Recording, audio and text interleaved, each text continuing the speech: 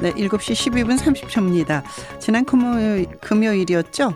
네, 삼성 역시 주총에서 말하자면 원하는 대로 됐습니다.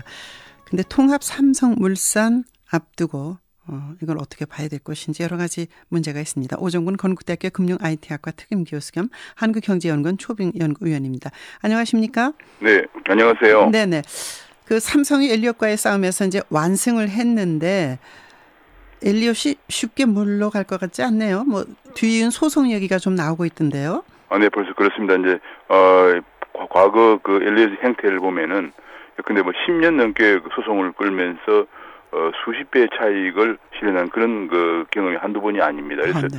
이번에도 그냥 물러나질 않고 근데 이제 이번 합병주총이 무효다는 소송을 제기할 가능성. 그다음에 이제 그 삼성 SDI라든지 삼성화재 같은 그런 그 삼성물산 대주주에 대한 배임 소송 문제. 네. 그다음에 한국 그 자본시장법이 외국인 투자자에게 불리하다는 그런 그 투자자 국가 간 소송 ISD라고 그러죠. 네. 그다음에 뭐 사회이사라든지 이런 그 경영진 교체 이런 요구들을 다각적으로 할 가능성이 상당히 커지고 있는 상황입니다. 상당히 오랫동안 시달릴 것 같은데 사실 이제 삼성 쪽에서는 이번에 이제 국민들의 애국심에 호소해서 도움을 받았던 측면이 없지 않지 않습니까? 근데 실질적으로 삼성물산과 제일모직의 합병이 이재용 시대를 열기 위한 것이다 이렇게 보고 있는데 후계 승계 문제는 어떻게 정리가 돼가고 있나요? 이번에 이제 사실상 그 후계 승계 문제는 작년 말에 이제 제일모직 이재용 부회장이 최대 지분을 갖고 있는 네. 제일모직이 상장을 하면서 사실상 어느 정도 이제 된 것이었거든요. 왜냐하면 그 제일모직이 이제 삼성생명과 삼성전자를 지배하고 있었기 때문에. 네. 그러나 이번에 이제 완전히 이제 그 삼성물산과 합병을 하면서 거의 마무리 단계에 이르렀다 이렇게 보여지지만 아직 남아 있는 게 많습니다. 그런데 이건희 회장의 지분을 어떻게 상속받느냐? 지금 상속세가 엄청나거든요. 네. 한국 상속세가 50%입니다. 그러면 남아 있는 그 삼성물산이 가지고 있는 삼성 SDI, 삼성화재 등등 그런 것들이 이것들을 해소해야만이 순환출자가 완전히 해소가 되거든요. 네. 이런데 그 상속세 문제, 그다음에 이런 그 순환출자 해소 문제 약 20조 원 이상의 막대한 자금이 소요되기 때문에 네. 이 부분을 어떻게 해결할 것인지 하는 문제가 있고요. 이걸 또 이제 많은 국민들이 참 이번에 아까 말씀하신 것처럼 국민들의 성원도 있었기 때문에 네. 국민들이 공감할 수 있도록 그 무리 없이 마무리하는 거 이것이 굉장히 그 중요한 네. 상황입니다.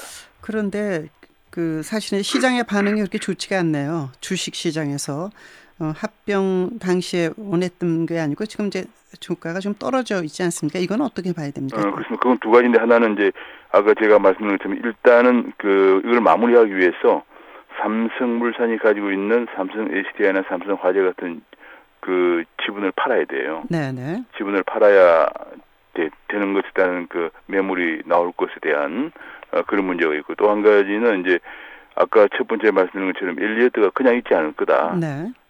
상당한 소송에 시달릴 거다 해서 당분간은 좀 문제가 있다. 그다음에 이제 세 번째 한 가지는 그동안에 이제 합병 기대가 커지면서 많이 투자를 했던 사람들이 네.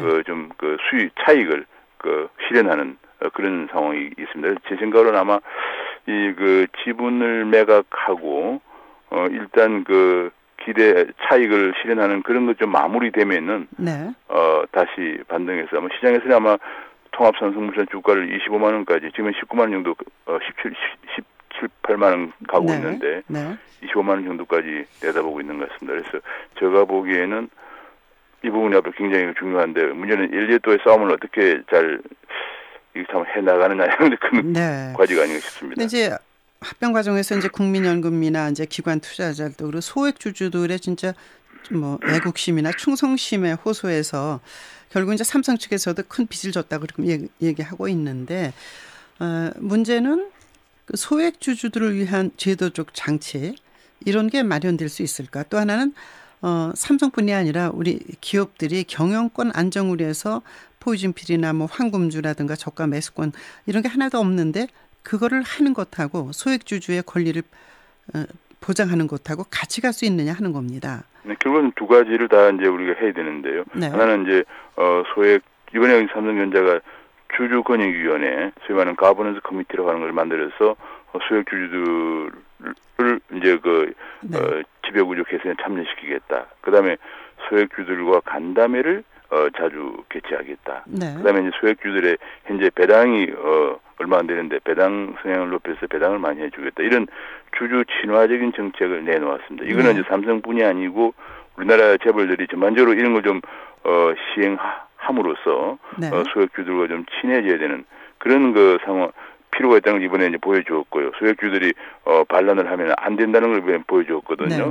그다음에 그와 동시에 외국인 투자자들, 특히 헤지펀드 같은 이런 투기자본들이 마음대로 한국 기업들을 좌지우지하지 않도록 이미 선진국은 다 보편화되어 있기 때문에 차등, 의결권, 보존비율 이런 것들을 경영 안정 장치를 좀 도입해 줘야만이 기업들이 경영을 마음대로 좀 안정적으로 할 수 있지 않겠느냐. 예컨대 구글 같은 경우에는 지분 6%밖에 안 되지만 10배의 차등 의결권을 갖고 있기 때문에 의결권을 60%를 행사하거든요.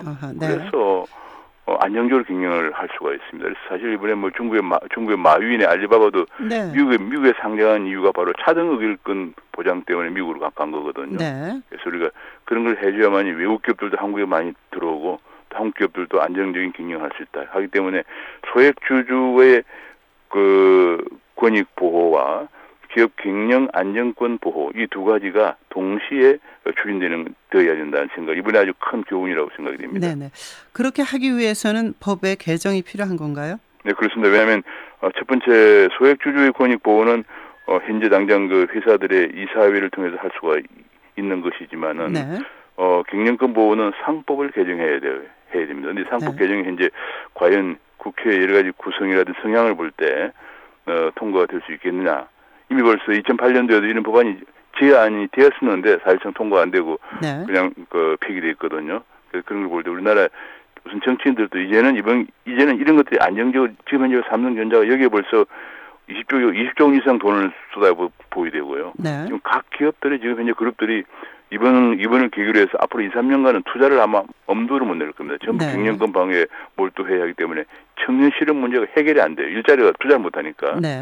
지금 현재 청년 실업이 10.2%, 실질적으로는 100만 명이 넘었었거든요. 그래서 이런 부분들을 해결하려면 이제 야당도 좀 우리가 좀 청년 실업 문제를 해결해 주기 위해서는 기업들이 투자를 할 수 있는 여건을 만들어 줘야겠구나 하는 생각을 인식의 전환이 필요한 때라고 생각하고 있습니다.